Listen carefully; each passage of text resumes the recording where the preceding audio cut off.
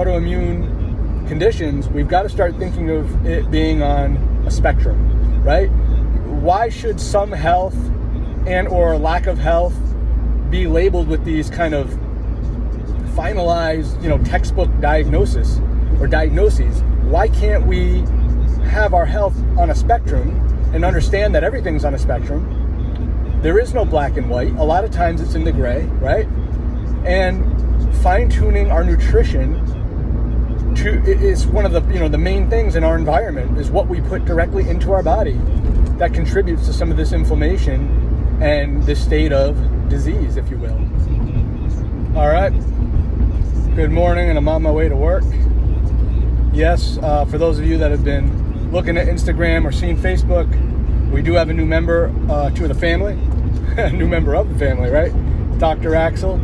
He's sitting in my lap right now in my little man purse swaddle as we head to the office. But I wanted to make a quick video to say a couple of things. One is, as a disclaimer, I totally support and still am on the idea of eating a ketogenic diet, especially for those of you who have been following me and maybe relate to, my story in terms of being so sensitive to be able to fluctuate with my blood sugar, being so sensitive to various forms of carbohydrates and processed or refined foods. In particular, my case is anything highly refined that's like candy or processed sugar, but also grains, like any kind of grain just tears me up and I don't respond well to at all.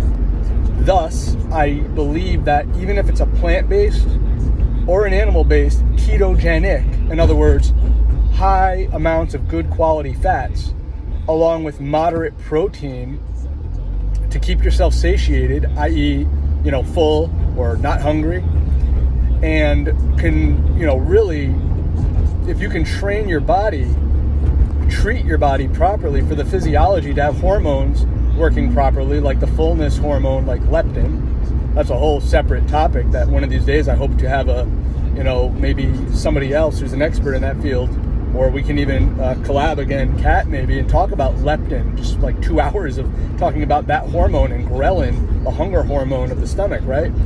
So if we can go ahead and just remember these little concepts, I totally support still eating a ketogenic lifestyle diet. Now, what's cool is, I want to do a podcast with another lady that I had just spoke to, who's had phenomenal results eating predominantly full plant-based.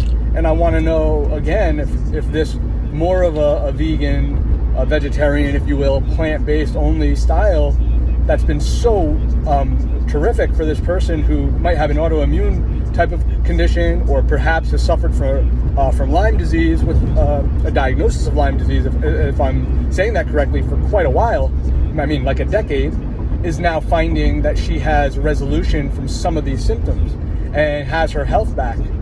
This is amazing, right? Because that right there isn't necessarily ketogenic, but I made a video a while back, it's somewhere in this feed, that talked about, and I also mentioned this with my good friend Alicia Hanoyan on one of our podcasts. I believe it was episode 6 or 7, and that one was called Celery Juice and Supermom, where we talked about the supporting evidence of eating a lot of vegetables that break down as short chain fatty acids in the gut and seem to support the utilization of the making of some of the ketones, the beta hydroxybutyrate that we make in our liver. And again, the best I ever did in sustained ketosis was eating a more plant-based ketogenic diet. Now, I've carried this on for a little bit longer than I wanted to this morning, and I'm not going to edit this, guys, so if you're watching this, please forgive any hiccups or shaking camera. But that's the idea.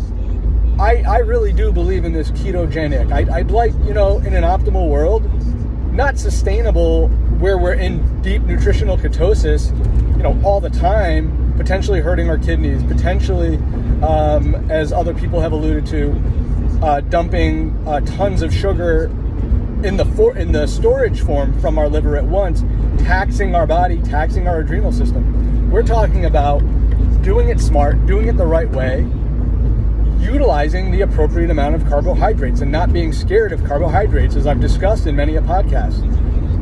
With my journey of wearing the glucose monitor, figuring out how I can prevent myself from being in the state of, and this is just off of labs, right? My blood sugar test and insulin of being pre-diabetic.